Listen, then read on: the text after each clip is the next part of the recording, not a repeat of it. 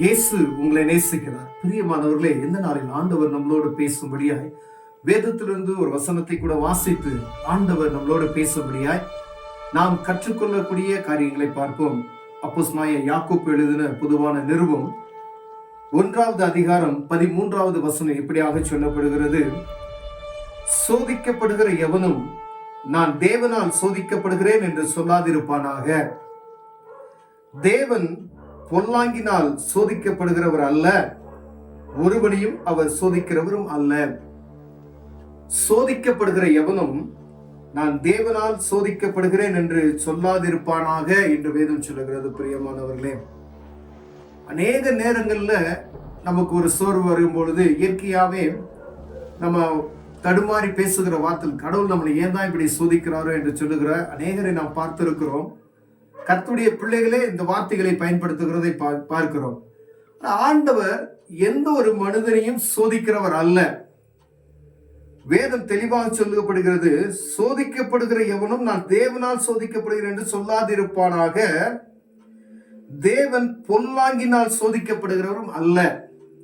உங்களை கஷ்டப்படுத்தணும், உங்களை வேதனைப்படுத்தணும் அப்படின்னு சொல்ல அப்படி பொல்லாங்கான காரியத்தை ஆண்டவர் உங்களை என்ன செய்ய சோதிக்கப்படாது. அப்படி செய்கிற ஆண்டவர் அல்ல. பார்த்துங்க, ஒருவனையும் அவர் சோதிக்கவும் மாட்டார். ஆண்டவர் உங்களை சோதிக்கிறதே கிடையாதுன்னு சொல்லி இருக்கிறார். நாம சில காரியங்களை இழுத்து நம்முடைய காரியங்கள் நம்மளே அதை நம்ம பெரிய பாரமா நினைத்துட்டு நம்ம ஒரு நமக்கு மேலான நமக்கு தேவையற்ற காரியங்களை நமக்குள்ள எடுத்து போட்டு விட்டு அதை நம்ம கடவுள் மேல நம்ம என்ன செய்யறோம், பாரத்தை போடுறோம். கடவுள் ஏன் தான் இப்படி சோதிக்கிறாரோ அப்படின்னு சொல்லி. ஆனால் தேவன் ஒரு நாளும் மனிதனை சோதிக்கிறார். அவருடைய பிள்ளைகளை அவர் சோதிக்கிறவது கிடையாது, பாடுகளை கொடுக்கிறவரும் அவர் கிடையாது. பாருங்க, கீழ்வசனம் என்ன சொல்லுதுன்னு பாருங்க. அவனவன் தன் தன் சுய இச்சையினாலே இழுப்புண்டு சிக்குண்டு சோதிக்கப்படுகிறான். அவன் ஒவ்வொரு மனுஷனும் தன்னுடைய சுய காரியத்துல தான், அவனுடைய சுய இச்சையினால் சிக்குண்டு அப்படின்னு வேதம் சொல்லுகிறது.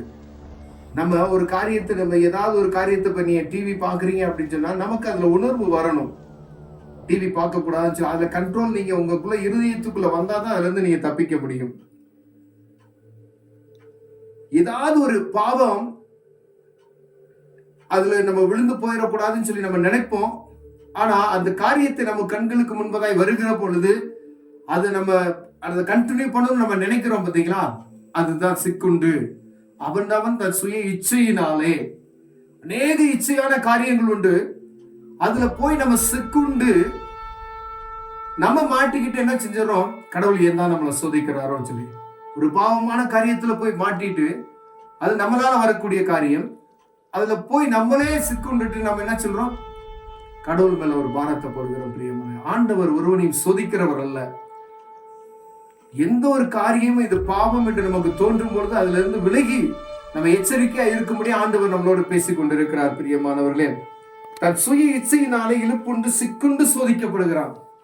எந்த ஒரு காரியம் பூமியில நடக்கக்கூடிய பாவமான எந்த ஒரு காரியம் நமக்கு அது கண்ணியாகத்தான் இருக்கும்.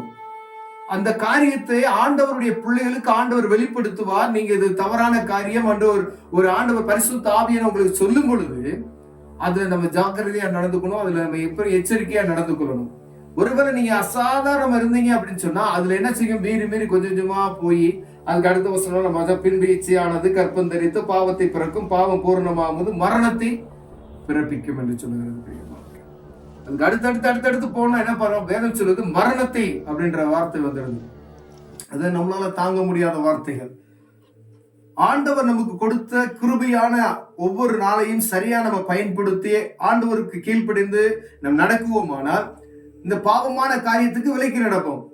ஒரு பெரிய பாரத்தை நம்மளே அதை எடுத்துக்கொண்டு ஆண்டவர் நம்மளை சோதிக்கிறார் என்று சொல்லுகிறது. ஆண்டவர் அதை ஒரு நாள் நம்ம சோதிக்கிறவர் அல்ல, நாமே அதை உருவாக்கி கொள்ளுகிறோம். பிரியமானவர்களே, ஒருவேளை இப்படிப்பட்டதான காரியத்தில் நம்ம இருப்போமே, ஆனால் தேவ சமூகத்தில் ஆராய்ந்து பார்க்க முடியாது நம்ம அழைக்கிறோம். ஒருவேளை அன்று என் கடவுள் சோதிக்கிறாரே என்று சொல்லுகிற நேகம் பேர் உண்டு. ஒருவேளை நம்மள நல்ல ரட்சிக்கப்பட்ட அனுபவம் இருந்தவர்களே ஏதாவது நம்ம மற்ற சகோதரர்கள்ட்டோ சகோதரிகள்கிட்டயோ நம்ம பேசும் பொழுது கடவுள் ரொம்ப நம்மளை சோதிக்கிறாரு அப்படின்னு சொல்லி, கடவுள் சோதிக்கிறவர் அல்ல என்பதை நம்ம புரிந்து கொள்ள வசனத்தை நீங்க வாசித்தீங்கன்னா ஆண்டவர் உங்களோடு பேசுவார்.